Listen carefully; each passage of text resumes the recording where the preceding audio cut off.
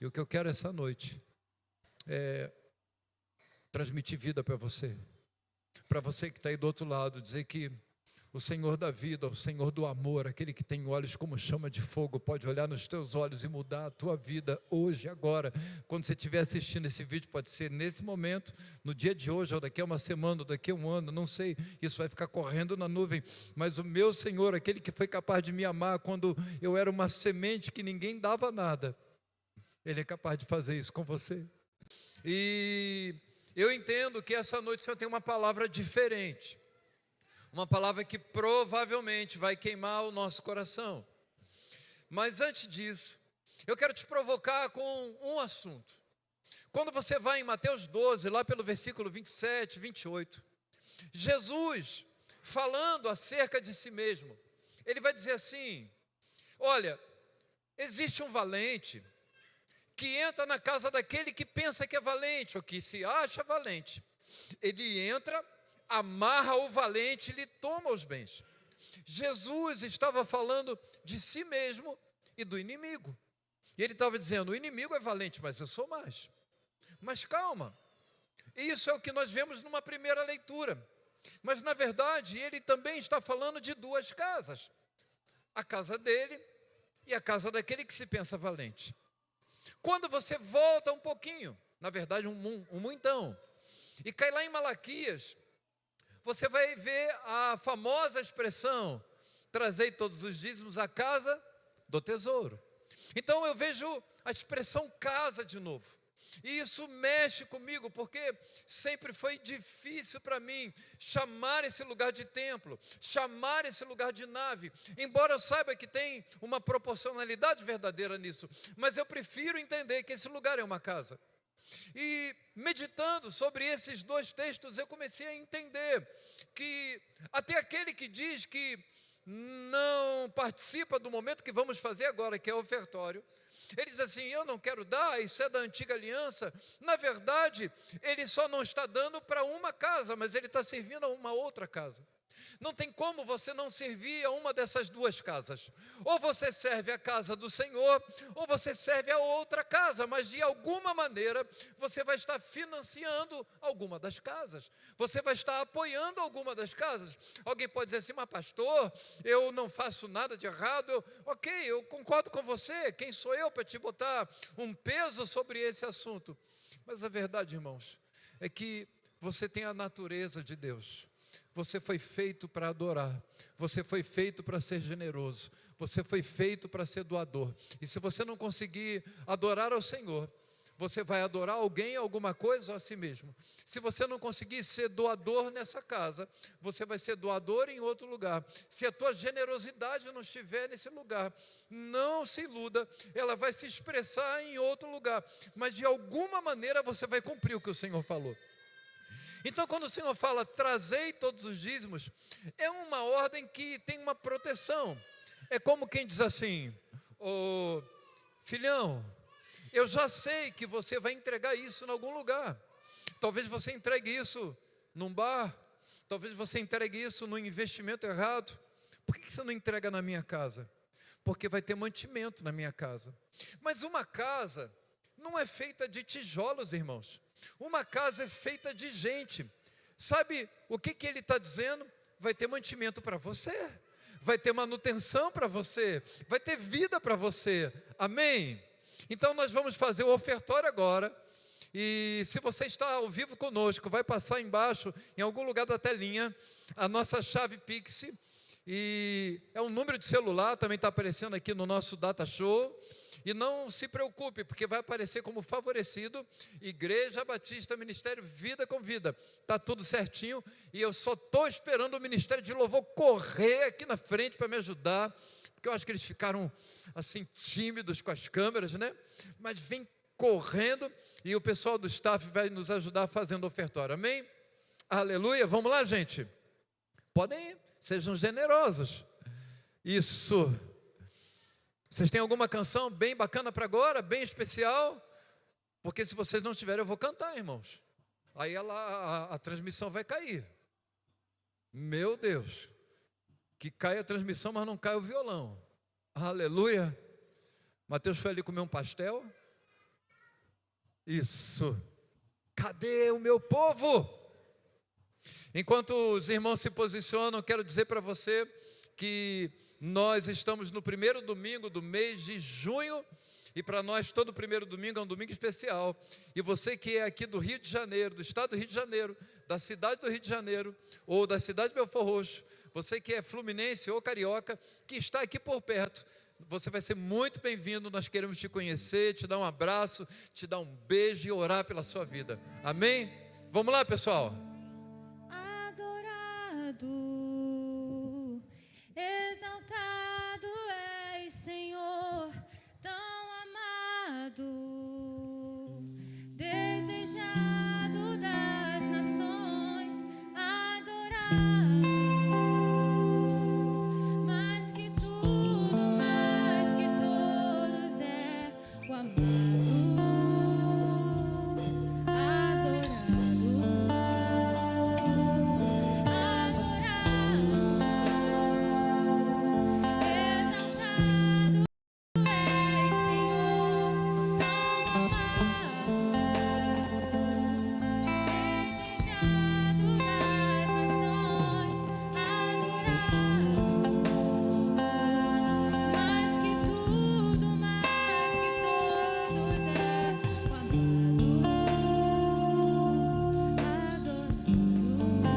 Se você puder, eu agradeço aos irmãos.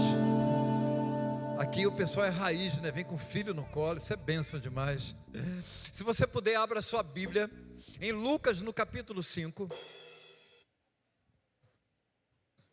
Mateus, você está vendo o Danilo Gentili demais. Você percebeu que tem uma pegada ali da... Eu vi algo mais ou menos assim, rapaz. Então vamos lá, Lucas capítulo 5, versículo 27. O texto que eu vou compartilhar com vocês é um texto que você vai encontrar em Mateus e também em Marcos, mas eu penso que Lucas é mais cirúrgico, ele é mais preciso.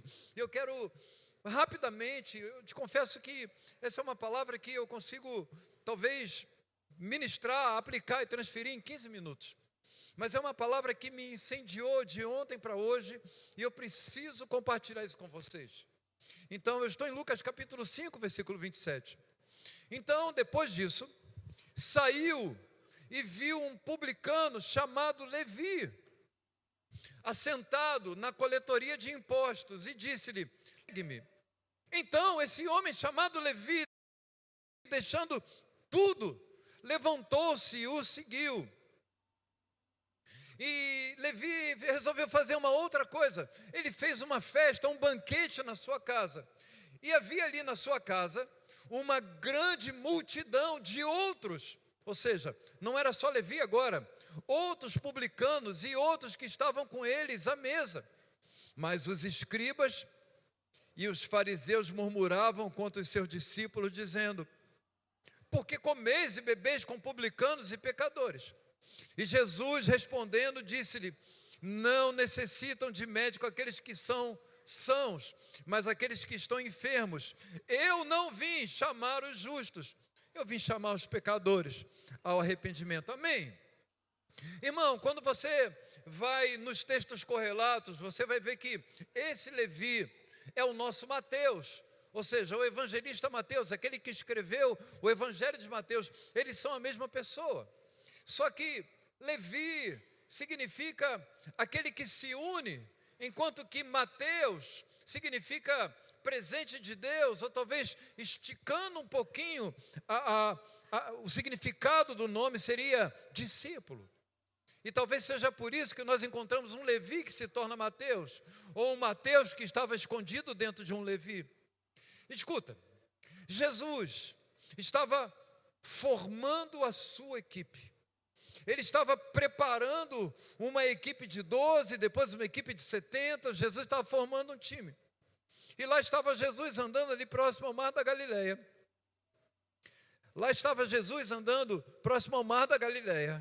E, de repente, ele passa por um homem.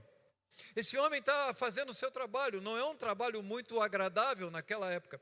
Porque, veja, Levi, muito provavelmente, ele ganhou esse nome para demonstrar como uma bandeira cravada na sua cidade, no seu bairro, na sua região. E isso não é uma certeza, mas é quase uma convicção de que ele era um levita. Então era uma maneira que os seus pais diziam assim: olha, nós tivemos um filho homem e ele é da tribo de Levi, uma tribo preciosa, uma tribo especial, uma tribo amada de Deus. E é tão verdade isso que nós vamos lhe dar o nome de Levi. Uau, ele tinha uma expectativa sobre si. Mas então, os anos passaram e a vida começou a machucar Levi. E a vida começou a bater em Levi, as necessidades começaram a bater em Levi. Talvez ele tenha tido algum problema, mas em algum momento, Levi agora está servindo aos romanos. E os romanos eram inimigos dos judeus. Eles eram como que regentes do povo judeu. Então, os judeus odiavam os romanos. E Levi, esse cara que nasceu com uma presença de nome, que nasceu num lugar incrível, agora carrega um estigma. Ele é como um nervo exposto, ele é como uma ferida aberta na sua família, no seu entorno, na sociedade. As pessoas olhavam para Levi e diziam assim: ali está um traidor, um cara que está trabalhando para aqueles que são os nossos algozes, aqueles que cobram impostos que nós não conseguimos pagar, e ele é duro no que faz. Uau! E você pergunta assim: mas pastor, o que Jesus tinha na cabeça para chamar esse cara? Será que não tinha gente melhor? Não tinha alguém menos pecador? Não tinha alguém menos arrumado com essas coisas tortas? Mas Jesus passa por Levi de uma forma impressionante. Olha para ele e simplesmente diz assim: segue-me. Sabe o que Levi faz? Ele abandona tudo, cara. Ele fecha lá o seu caderninho e vai seguir Jesus. Isso é muito maluco, porque eu imagino que antes de Jesus, muitas pessoas passaram e tentaram dissuadir o Levi. Pronto, Levi, não faz isso, cara. Você está errado, você vai ser contra o seu povo, você vai ser uma vergonha para a família, isso é pecado. Talvez os amigos em algum momento tenham dito: Levi, deixa disso, cara. Ah, não, mas essa é a única maneira que eu tenho para ganhar dinheiro. Deixa disso. Então, o Levi, ele era odiado pelos judeus e desprezado pelos romanos, porém útil. E aí os romanos usaram a utilidade de Levi para que ele fizesse contas. Vocês estão comigo? Então ele era a ferida que ninguém queria ver. Ele era o nervo que quando tocava doía. Mas Jesus, meu Deus, obrigado, Sarinha. Mas Jesus, quando passa, olha para Levi e diz assim: Levi, segue-me. Veja que você não vê Jesus tentando dissuadir Levi, tentando pregar para Levi, tentando empurrar uma teologia para Levi. E eu fico pensando, meus irmãos, o que aconteceu naquele momento em que uma única palavra mudou a vida de um homem. Irmão, só tem algo poderoso o suficiente para fazer tão rapidamente o que provavelmente os seus pais tentaram a vida toda, o que a sociedade tentou durante todo o tempo de vida de Levi, que é o amor. Jesus deve ter olhado para Levi como ninguém jamais olhara. Jesus deve ter penetrado com os seus olhos dentro de Levi de uma maneira tão violenta com amor, que Levi percebeu que aquilo não era uma expressão social, não era uma necessidade religiosa, não era um maluco querendo formar um bando, mas era alguém diferente. E esse toque de amor, esse único toque de amor, foi o suficiente para arrancar Levi daquela coletoria, para fechar aquele nervo exposto, aquela ferida aberta, e transformar a vida desse cara agora num presente de Deus, num discípulo. E eu me pergunto, irmãos, nós precisamos reaprender a amar as pessoas. Por quê? Porque nós somos bons de amar a árvore que já é frondosa, a árvore que já dá fruto, a árvore a qual nós podemos nos sentar embaixo dela e desfrutar da sombra. Mas Levi não era nada disso, não era árvore frondosa, não era árvore que dava fruto, nem dava sombra. Mas Jesus conseguiu ver em Levi tudo isso, por quê?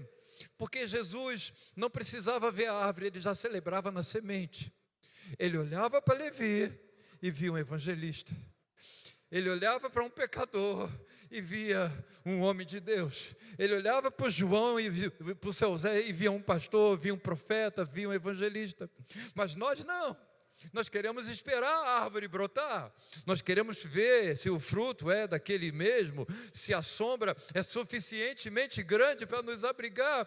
Mas Jesus pegava uma sementinha e dizia assim: eu vou investir nessa sementinha, eu vou regar essa sementinha, eu vou arejar a terra, eu vou adubar a terra para que essa semente brote.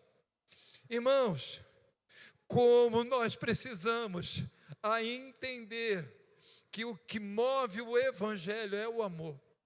Nós podemos ter pregações rebuscadas, nós podemos ser bons em muitas coisas, a gente tem se aprimorado nas canções, o mercado gospel é um dos maiores mercados musicais hoje no Brasil, se não um dos maiores, um grande mercado, é uma fatia gorda, mas nada substitui o olhar e o toque de amor. Irmão, se você não ama pessoas, se você não consegue amar pessoas, ou pelo menos se colocar num lugar para que Jesus te toque, para você amar pessoas, então você não pode fazer nada para o Senhor, porque tudo que você fizer fora do Senhor, você está fazendo fora do amor, e tudo que você fizer fora do amor, você está fazendo fora do Senhor. Eu estava ouvindo meu pastor, o apóstolo Luiz Hermínio, e ele fez uma comparação muito interessante sobre Nicodemos, porque Nicodemos era mestre da lei, amém? Mas e Jesus? Jesus não era mestre da lei, ele era o mestre da vida. E quando Nicodemos encontrou com Jesus, era como se a lei encontrasse com a vida. E ele teve um bug, por quê? Porque Nicodemos quis botar a regra na vida, enquanto Jesus queria botar a vida na regra. Vocês entenderam isso? Não é regra na vida, mas é vida na regra. Porque, irmãos, nós temos momentos em que seguimos protocolos, momentos em que algumas regras se fazem até necessárias, mas elas não são regras frias, elas têm vida, porque Jesus chegou, então a gente tem prazer em fazer o que Ele nos manda, não porque é uma regra, mas porque a vida entrou, e provavelmente foi isso que o Levi viu, ele falou: uau, a vida chegou, e quando a vida chega, tudo fica colorido, irmãos, tudo faz sentido, aleluia, vocês estão comigo? Deixa eu te falar uma coisa, nós precisamos incendiar o nosso coração de novo e celebrar pessoas que ainda não aconteceram. Nós precisamos aprender ou reaprender a amar pessoas que ainda não são aquilo que Deus as tornará, mas que pela fé, com o coração... Irmãos, a maior profecia, a maior expectativa profética, a maior movimentação profética é o amor. Porque o amor te faz profetizar da perspectiva da esperança. Se você profetizar e não tiver amor, nada você vai ser. É interessante, porque tudo isso vai passar, mas o amor vai permanecer. E nós somos insistentes em ter tudo isso, mas quando se trata de amar, nós somos tão condicionais, condicionamos a aparência da pessoa. Ela bebe, ela fuma, ela faz isso, ou ela tem um jeito assim, ou ela tem um jeito assado. Quando Jesus só amava. E era essa a diferença. A diferença, irmãos, de uma boa palavra, de um bom discurso para Jesus, é que Jesus não precisava convencer, ele tocava com um toque de amor. Aleluia! Então deixa eu te falar uma coisa. Há cerca de 5 anos atrás, mais ou menos, um pastor que eu conheço já há muitos anos, na minha opinião, ele havia se afastado do propósito, numa direção muito diferente. Eu olhava para aquilo e dizia: nossa, que coisa horrível. E eu me lembro que uma vez eu deixei escapulir da minha boca assim: eu não quero nem tirar foto com esse cara, se tirar perto de mim eu saio de perto.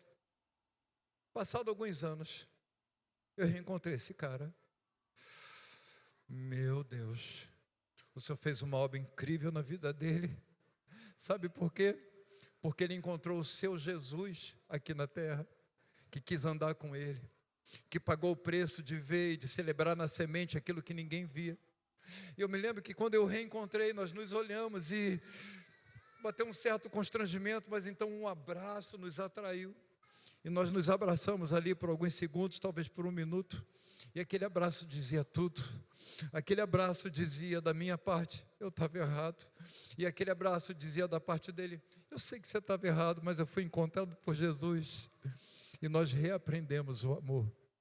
Queridos irmãos, eu e você precisamos voltar a celebrar as coisas simples, as coisas pequenas, as sementes que as pessoas dizem assim, isso não, a gente tem que parar de ser, eu sei que a gente trabalha intencionalmente, mas muitas vezes intencionalmente se transforma friamente, o nosso coração tem que voltar a ser aquecido, nós precisamos voltar a amar pessoas, a gostar de tocar pessoas, de abraçar pessoas, de chorar com pessoas, de, como diz o meu querido amigo e pastor Thomas, sentir as lágrimas delas tocando os nossos ombros. Isso faz sentido para vocês?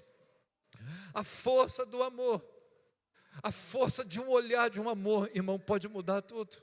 Você lembra que Jesus havia dito, Pedro, você vai me negar, e Pedro nega mesmo, e dado momento, ali na madrugada, Pedro passa por Jesus, Jesus passa por Pedro, e os olhares se encontram. Eu acredito que por 2 ou 3 segundos, Jesus fitou os olhos nos olhos de Pedro, e Pedro saiu correndo e começou a chorar amargamente. Pastor, mas o que foi isso?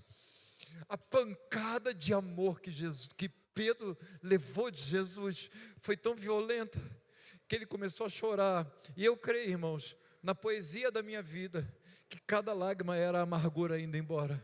O choro de amargura era para tirar a amargura, era para tirar e deixar só o que de bom Jesus queria que ficasse em Pedro. Vocês estão entendendo? Bastou um olhar. Um olhar, não foi uma pregação, não foi uma repreensão, não foi uma palavra dura, bastou um olhar. E Pedro reconheceu tudo, é como que se tivesse desnudado tudo para Pedro. Ele disse, agora eu estou vendo, e ele se derrama em lágrimas. Meus irmãos, então Levi sai da coletoria. Veja que aquilo era um modo de vida, não há uma expressão de pecado explícito nisso, mas era uma coisa odiosa para os judeus. O que Levi faz? Ele começa a pensar uma coisa, ele faz alguns cálculos, e nos cálculos que ele faz, ele coloca mais ou menos assim a equação. Bem, se ele foi capaz de me amar, eu sou um pecador e publicano, eu sei que eu não presto mesmo, eu vou chamar os meus amigos que não prestam. Eu conheço muita gente que ninguém quer. Eu conheço muita gente que, Jesus, eu conheço muita gente que nenhuma igreja quer. Eu vou fazer a igreja dos não amados. E ele faz uma festa e chama todo mundo que ninguém queria, pecador, publicano, todo tipo de gente ruim da época que a sociedade achava que era. E sabe com quem Jesus sentou? Com eles. A mesa das sementes que ninguém conseguia ver se transformando em árvore. E Jesus está lá, numa boa, comendo pão, desfrutando. Eu imagino, irmãos, uma mesa, até alguém contando uma coisa engraçada. Eu não sei se rolou uma piada, e de repente Jesus, gente, agora eu quero falar uma coisa. E ele olhava para as pessoas, e o amor ia fluindo. Mas aí a religiosidade ficou furiosa. Irmãos, a religiosidade sempre vai tentar bater de frente com o amor, porque o amor é a denúncia da falência da religiosidade. Quando o amor começa a crescer, o amor não precisa estender o dedo e dizer você é isso, ou a religião, não. O amor simplesmente denuncia aquilo que a religião não consegue fazer. Então os religiosos ficaram furiosos, os escribas de Deus começaram a falar, você come com pecadores, com esse tipo de gente, deixa para lá, pode comer com essa.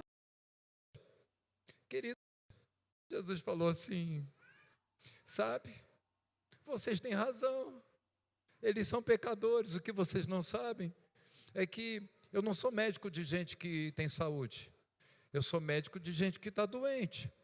A bem da verdade, Jesus estava sendo irônico, né? Porque talvez mais doente que os pecadores à mesa eram os pecadores fora da mesa. Por quê? Porque naquela mesa tinha Jesus. Mas na mesa que não era mesa, que era ao redor da mesa, tinha só religiosidade. Deixa eu te contar uma coisa. Às vezes, nós temos um conhecimento de Deus, um conhecimento das Escrituras. E a gente lê e aprende, na medida que a gente vai Evangelho, a gente vai aprendendo umas coisas, é natural. E aí você encontra alguém, e você quer que aquela pessoa aceite o que você está falando para ela. E você não convence aquela pessoa. E você se pergunta, mas por quê? Porque, irmãos, o conhecimento sem humildade nunca vai acessar um coração que é só uma semente. Mais você sabe, mais humilde você tem. Quanto mais conhecimento de Deus, você reconhece que o conhecimento sem amor não vai funcionar. Isso é incrível, porque nos ensina lições maravilhosas. Esses dias, eu estava na academia tentando esticar os meus elásticos relacionais, que não são muitos, já são meio ressecados. E eu comecei a puxar assunto com alguns homens lá, porque eu sempre vou num horário mais fácil, e o pessoal fortão, sabe como é que é, né? E eu puxei assunto e 10 palavras e 11 palavrão. Não reconheço mais, até esqueci. Ele me ofendeu, era a linguagem dele, é como ele se comunica. Eu falei, meu Deus, eu me senti ofendido. Oh, meu... Mas fiquei na minha, porque eu não sabia nem como comunicar, né? Como é que responde? Fala palavrão também? Não fala? Pois bem. Aí passou uns 2 dias, estou eu na academia de novo, está aquele cara lá. Aí eu fui fazer um exercício, eu fui fazer um agachamento com barra guiada, eu nunca tentei fazer. Ele falou assim para mim, vai, cara, que eu te ajudo. Não, vamos lá. Tamo junto, hein?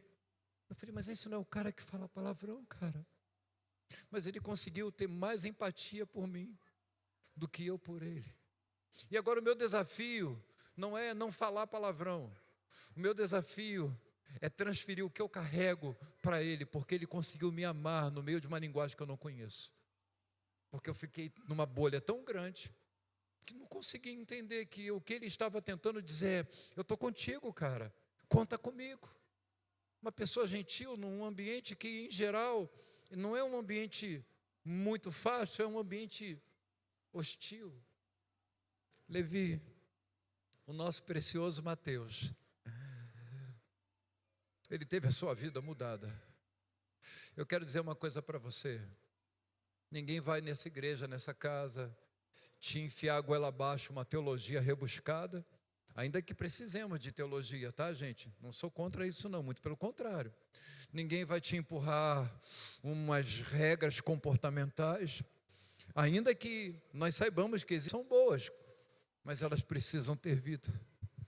E a verdade é que ninguém suporta mais tanta regra com tão pouca vida. E o que eu quero essa noite é transmitir vida para você que está aí do outro lado, dizer que o Senhor da vida, o Senhor do amor, aquele que tem olhos como chama de fogo, pode olhar nos teus olhos e mudar a tua vida hoje, agora. Quando você estiver assistindo esse vídeo, pode ser nesse momento, no dia de hoje, ou daqui a uma semana, ou daqui a um ano, não sei, isso vai ficar correndo na nuvem, mas o meu Senhor, aquele que foi capaz de me amar quando eu era uma semente que ninguém dava nada, Ele é capaz de fazer isso com você.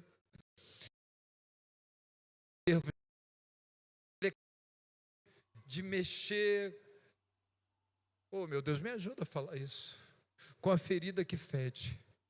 Sabe, há muitos anos atrás, a gente estava fazendo um trabalho evangelístico, eu estava ajudando um irmão, e passou uma pessoa, e eu falei assim, não, eu vou te levar, eu não conhecia, era um morador de rua, e o irmão disse assim para mim, pastor, como é que você tem coragem? Eu jamais faria isso. A verdade é que os anos passaram hoje, até me deparar com esse que o Senhor te abraça aqueles que nunca foram abraçados, até a gente voltar a entender que o Senhor quer que a gente olhe para aqueles que parece que são invisíveis nessa sociedade, até a gente compreender que se não houver amor, pode ser uma igreja top, pode ser uma igreja que entra muito dinheiro, uma igreja com carpete, boas luzes e boa música, mas se não houver amor, nada disso porque coisas vão, mas o amor prevalece. Então, citando ao evangelho do amor. Mas pastor, o evangelho não tem que provocar mudança? Não, irmão, o que provoca mudança é o amor do evangelho, ou o evangelho do amor. Porque a boa notícia desprovida de amor, ou seja, evangelho significa uma boa nova. A boa notícia desprovida de amor é só uma informação que você recebe de que houve alguém no passado que historicamente viveu, mas você carrega ela de dentro das tuas entranhas, impregnada, palavra rebuscada, mas as pessoas vão olhar nos teus olhos e vão dizer: você é de verdade. Sabe por quê? Porque Jesus quer olhar para as pessoas, mas Jesus resolveu esconder os olhos deles por trás dos nossos olhos. Então as pessoas olham para os nossos olhos, mas elas precisam ver através dos nossos olhos e encontrar esse olhar de Jesus, que um dia olhou para Levi, que um dia olhou para Pedro, e ser tocado por esse amor. Vocês estão... Eu quero orar. Quando escrevia essa mensagem rápida, o Senhor ia colocando no meu coração que tem pessoas na igreja que são tão desencaixadas, se sentem tão desencaixadas como Levi. Sabe, talvez você se sinta assim: eu não sou nisso aqui, eles são diferentes demais. Ou talvez na sua casa, quem sabe no seu trabalho. Sabe por quê? Porque o que encaixa você não é um cantinho ou uma música bem afinada, encaixa você, e você é encaixado no de Deus a partir desse amor, através do Filho.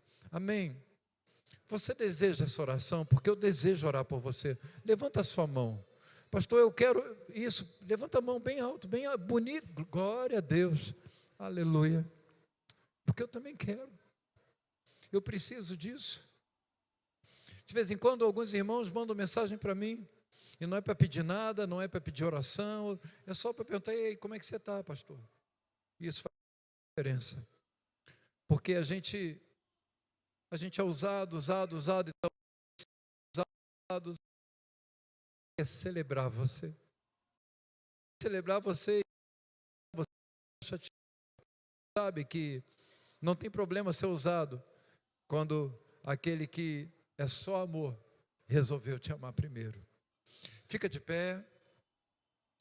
Se você quiser vir aqui perto da plataforma, eu vou me sentir bem feliz, porque a gente falou tanto em tocar. Eu queria poder te abraçar, eu queria poder te dar um beijo, apertar sua mão. Vem cá. Vou descer, eu sei que não tem câmeras, mas eu vou descer. Eu quero orar contigo, cara. Amém? Vamos lá? Pode deixar eu me vir aqui. Amém. Meus amigos de oração, vem cá. Tudo bem, cara? Tudo bem, cara? Deixa eu apertar a tua mão. Seja bem-vindo.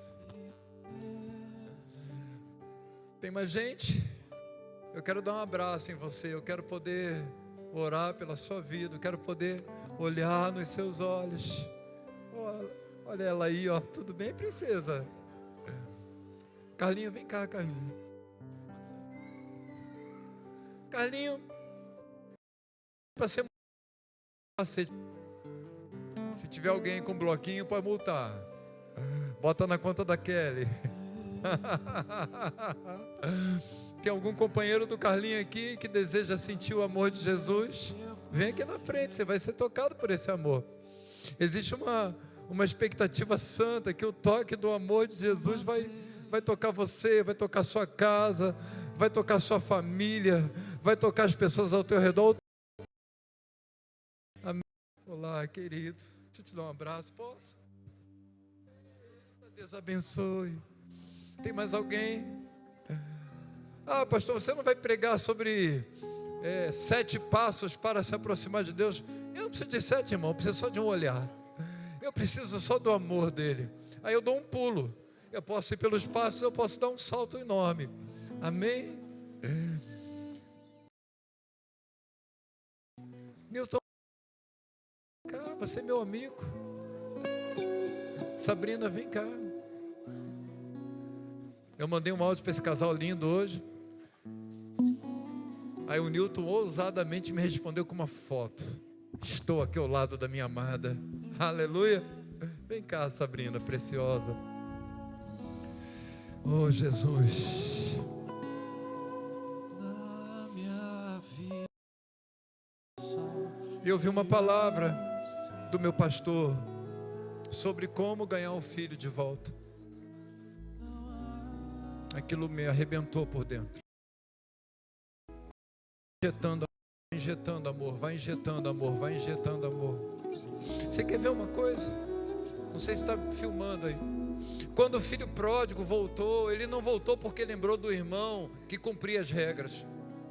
Ele voltou porque lembrou do prato de comida quentinho que o pai dava. Ele não fala nem do irmão, mas ele não conseguiu esquecer do pai. Por quê? Porque o pai tinha a expressão do amor. Agora, você precisa entender que esse pai que Jesus se refere em Lucas é o papai do céu, é aquele que tem amor por você, é aquele que vai dizer: vamos mais uma milha, eu não desisti, eu estou contigo. Ah, papai, eu não aguento mais, vamos lá, filho, vamos lá. Amém? E às vezes eu vejo assim, como que olhando, e nós andar de bicicleta, tombo. Ele não está na hora de tirar a rodinha, não. Vamos botar a rodinha de novo. E ele tem mais um tempo. Vem, filho, vem. E ele vai te cercando até que chega uma hora que sozinho. Sabe o que o papai faz? Sua vida. Senhor, no nome de Jesus, eu tenho esses amigos, famílias preciosas que, assim como eu, precisam ser tocados, como toda igreja, um toque mais profundo do teu amor. Senhor, toca com eles, com a tua presença, mas nos toca como igreja, para sermos uma igreja de menos discurso e de um coração mais dilatado para amar. Que vocês sejam benditos e abençoados, que a sua casa, pelos anjos ministradores do Senhor, anjos de cura. Senhor, eu sei que o Senhor tem o poder de visitar a minha amiga, querida irmã Gisele, e acabar com todo tipo de alguma coisa que o médico disse. Envia um anjo agora lá na casa da Gisele, Senhor, e faz aquilo que os médicos disseram que leva em um instante. Ajuda os na alma, se sentem fora, desencaixados, te dói. Senhor, não vai mais fechando a ferida, você não vai mais lamber ferida, cara. Jesus está fechando a ferida. Meu Deus, sabe, deixa eu te falar uma coisa. Quando Jesus apareceu uma semana depois, 7 dias depois, e quis tocar no coração de Tomé, ele disse assim: se você me tocar, você do lado, bota a mão no furo de minha mão. E quando uma pessoa está ferida, e você vai encostar num lugar que está infeccionado, um lugar que foi ferido, o que a pessoa faz? Ela retrai porque está doendo.